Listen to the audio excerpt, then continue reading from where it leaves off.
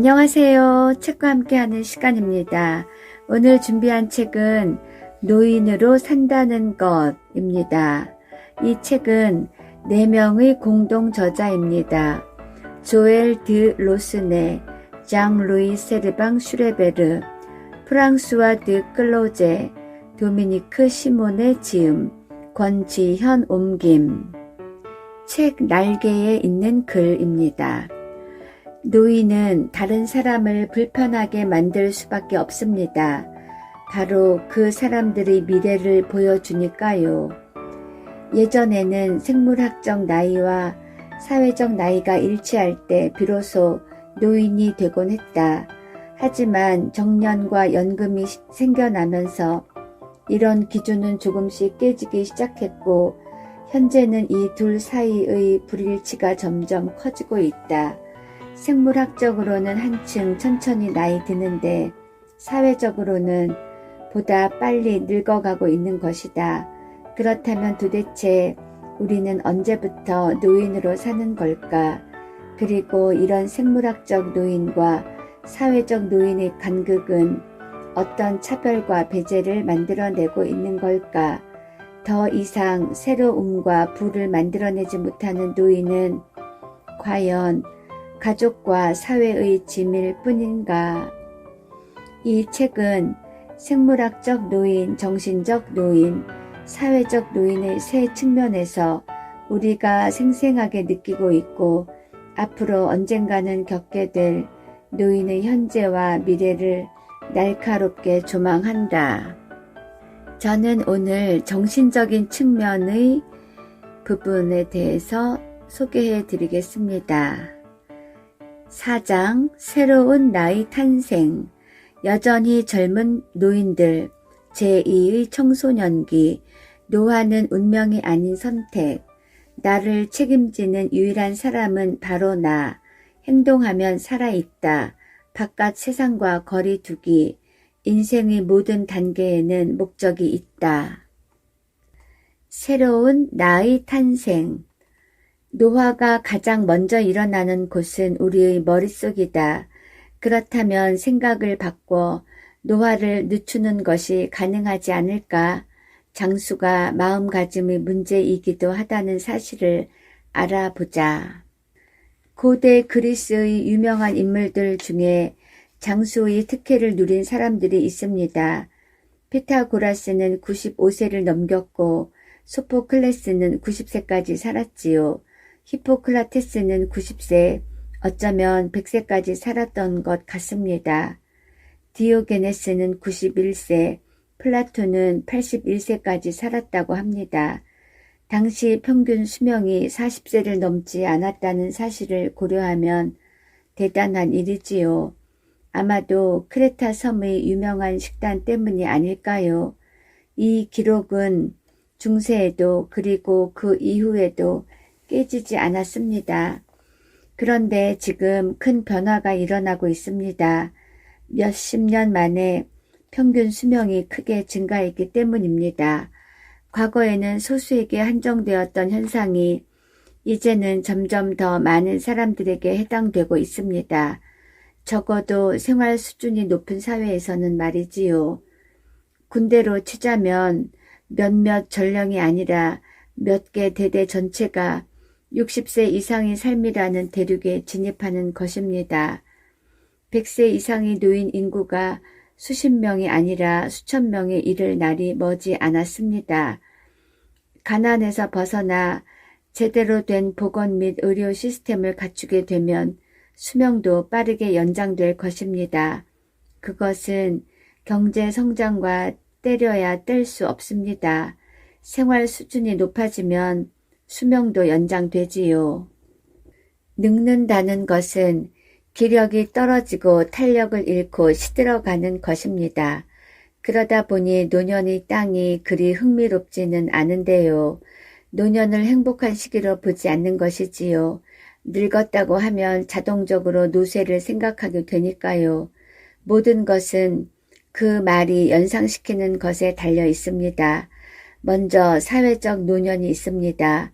사회적 편견은 노인을 특정한 활동을 할 수 없는 사람, 또는 매력이 없는 사람으로 생각하게 만듭니다. 우리는 그 선입견을 바탕으로 노년이 어떠하리라고 미리 예상합니다. 나이 앞자리가 5에서 6, 7로 바뀌면서 말이지요. 사람들은 아무 생각 없이 지배적인 편견에 따라가는 경향이 있습니다. 그래서 노인이 되면 젊었을 때와는 달리 은퇴나 무기력한 상태로 변한다는 생각을 그냥 받아들입니다. 배가 아주 천천히 침몰하기 시작하고 그것이 몇십 년 동안 계속됩니다.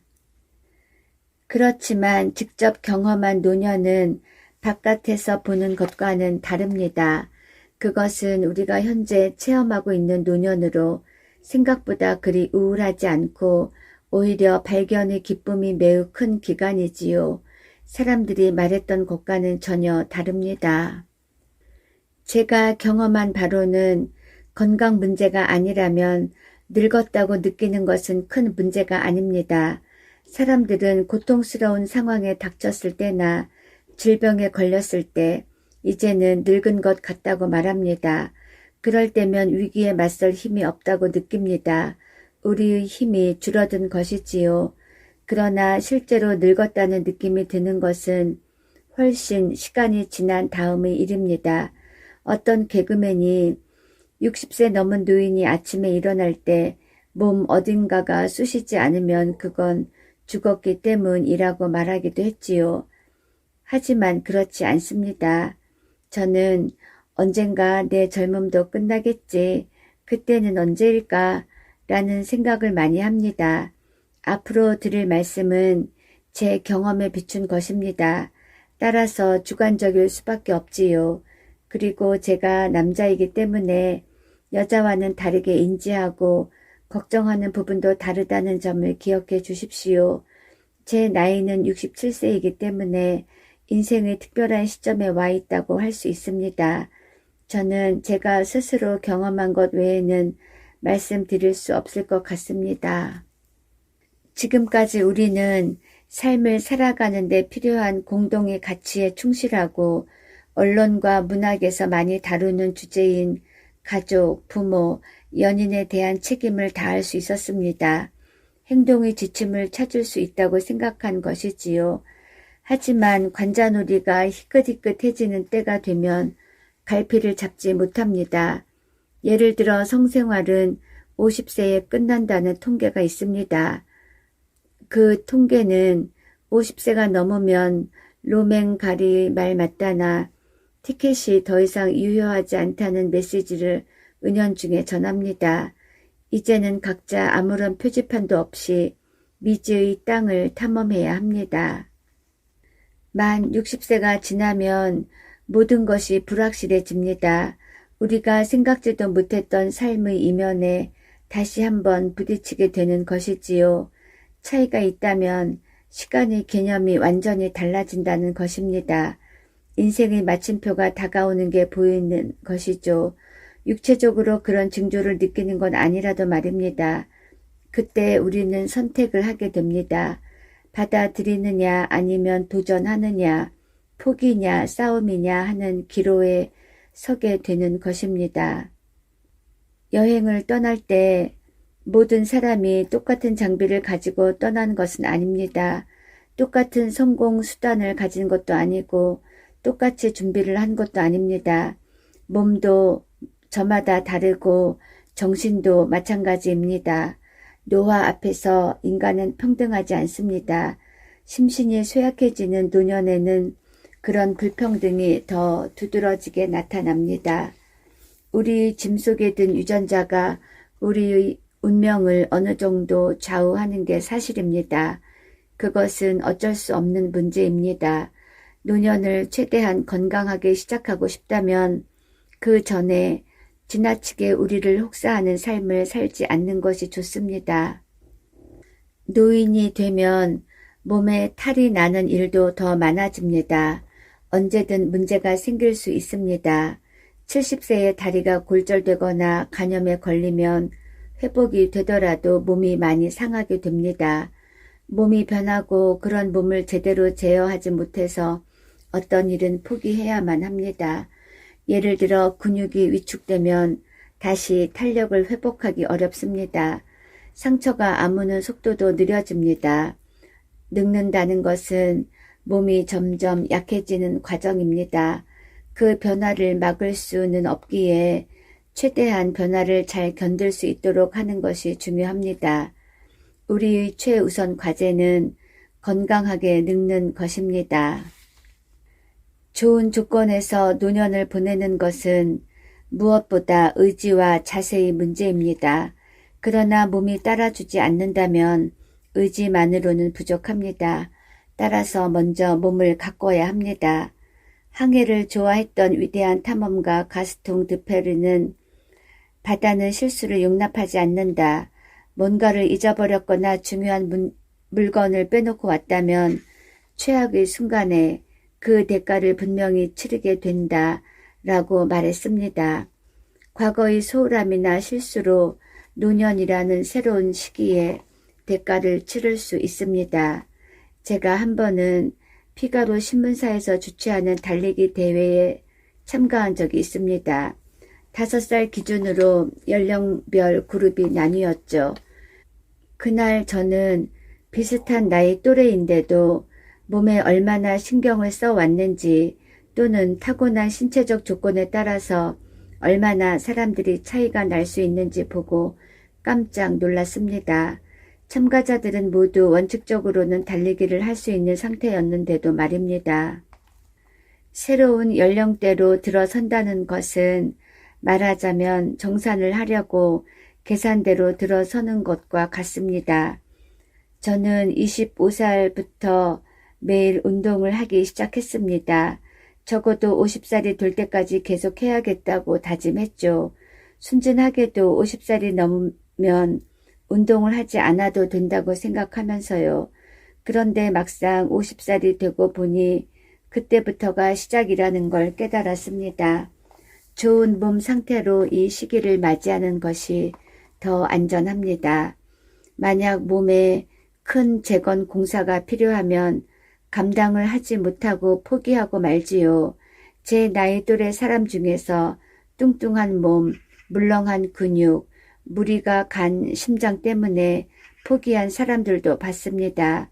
좋은 몸 상태가 건강과 행복에 큰 차이를 만들어 줄 수 있거든요.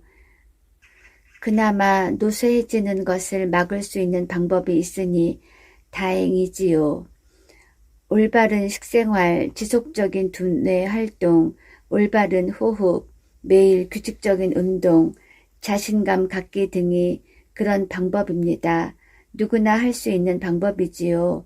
100세 노인들이 4가지 비밀은 장수 가족에서 태어나는 것, 삶에 대한 욕구를 갖는 것, 약간 이기적일 것, 그리고 운이 좋을 것이라고 합니다.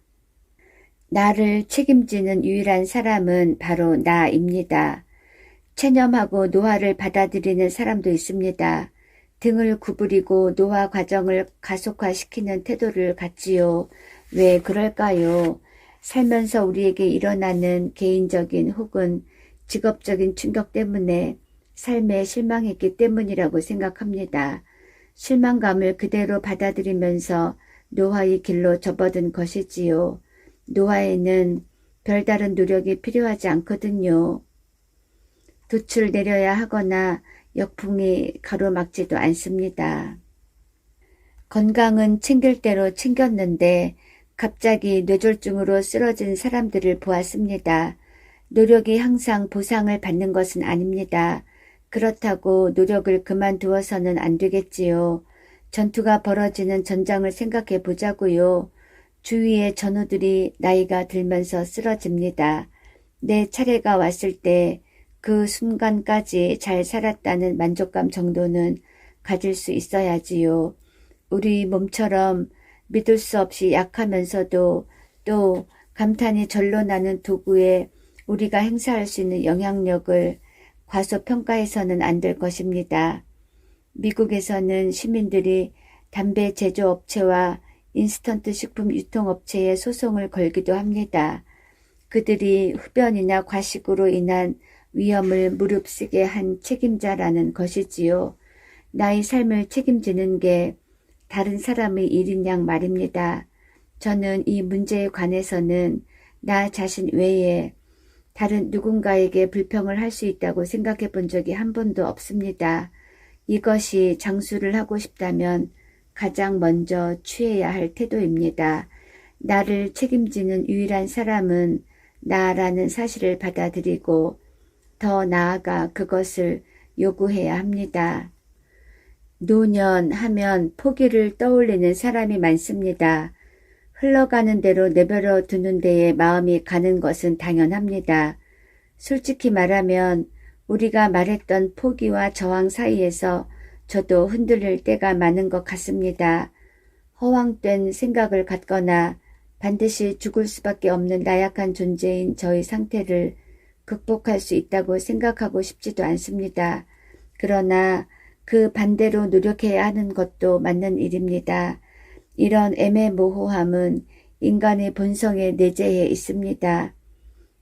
어차피 질 수밖에 없는 싸움이지만 그래도 우리는 전투를 치러야 합니다. 그것 자체에 의미가 있으니까요. 어차피 질 게 뻔하다 하더라도 매일을 즐길 수 있고 남아있는 매 순간을 아름답게 꾸밀 수 있어야 합니다. 결심을 단단히 하고 노화에 접근해야 한다고 생각합니다. 거기에는 어쩔 수 없는 포기도 포함됩니다. 인생의 쇠퇴기에는 행동이야말로 절망하지 않을 수 있는 최선의 방책입니다. 움직이면 살아있다는 확신이 들거든요. 더 무엇을 바라겠습니까? 지난 시간을 돌이켜보면 진짜 만족감, 기쁨, 행복은 대단한 사건이나 성공이 아니라 오히려 행복한 일상이 가져다 준 것임을 깨닫게 됩니다. 우리가 완성한 작은 일들이 비록 무의미할지라도 그것을 경험했다는 즐거움은 진짜였다는 것을 알 수 있습니다. 우리는 늘 얻습니다. 저는 매일 얻는 작은 이익이 참 좋습니다. 그것이 나이 들면서 발견하는 큰 진리이기도 합니다. 시간과 만족이 중요해지고 우리가 가진 자산은 눈에 띄게 줄어들지요. 그것을 비극으로 받아들일 수도 있지만 반대로 만족감이 커지는 것으로 생각할 수도 있습니다. 저는 두 번째 방법을 선택하겠습니다. 어쨌든 우리는 스스로 희망을 만들어냅니다. 내일도 그리고 그 다음 날에도 좋은 하루를 보내야겠다는 희망이지요. 좋은 날이 한 주가 가고 1년 내내 이어지지 말라는 법은 없으니까요. 그렇다면 우리가 열심히 노력할 만한 이유가 있는 게 아닐까요? 현대 사회는 우리 안에 있는 마음의 정원을 무시하고 주위 사람들이나 외부 환경과 상호작용하는 것을 중요하게 여깁니다. 하지만 이제는 마음의 정원을 가꿔야 할 때입니다.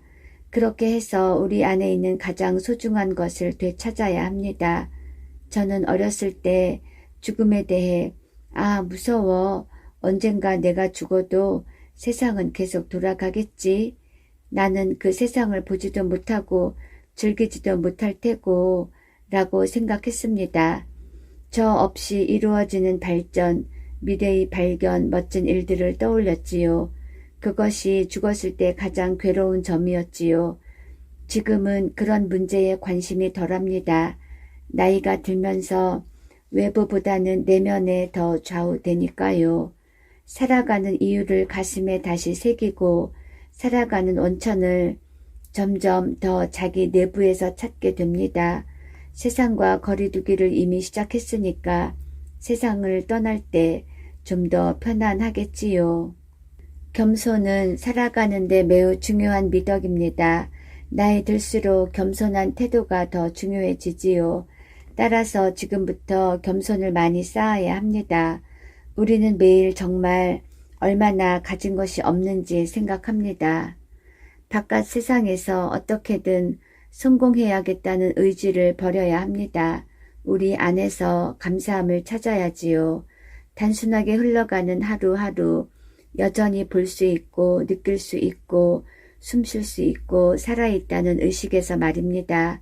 결국은 인생 자체가 우리에게 계속해서 놀라운 자극을 주는 선물인 것이죠. 마지막이 항상 죽음으로 끝난다고 해도 상관없습니다. 중요한 것은 우리가 우리 자신과 우리의 행복에 대해 어떤 인식을 갖느냐입니다. 노년에 어떤 의미를 부여할 것인가는 중요한 문제입니다. 그 물음에 대한 답은 각자 그 의미를 만들어내야 한다는 것입니다. 인생에는 자아를 구축하는 나이가 있고 공부하는 나이가 있고 자식을 낳는 나이와 일할 나이가 있습니다. 우리는 그렇게 대부분 비슷한 단계를 거쳐 살아갑니다. 하지만 나이가 들면 전혀 경험하지 못한 단계에 접어들게 됩니다. 일종의 독립적인 삶을 되찾게 되는데요. 우리가 누릴 최후의 자유라고 할 수 있지요. 하지만 왜 그러는 것일까요? 결국 덤으로 사는 삶에 의미를 부여하는 것은 우리 몫입니다. 최대한 오래 살겠다는 의지만 가지고는 오래 살고 싶은 마음을 정당화할 수 없습니다. 내면의 삶, 자긍심 또는 타인에 대한 애정에서 비롯되는 무언가가 있어야 합니다.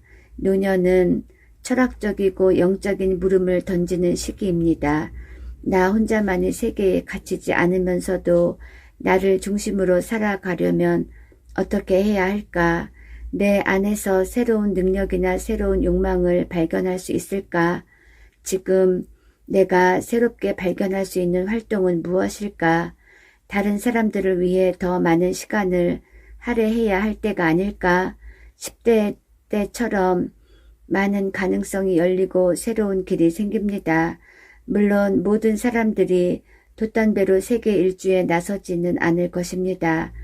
그러나 질병이나 정신적 고통 때문에 방 안에 틀어박혀 지내야 하는 신세가 아니라면 충분히 자유를 누릴 수 있기 때문에 스스로에게 부여할 작은 도전은 아주 많습니다.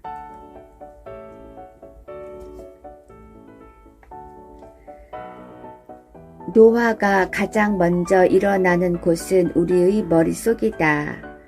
새로운 나이 탄생 소개해 드렸습니다. 감사합니다.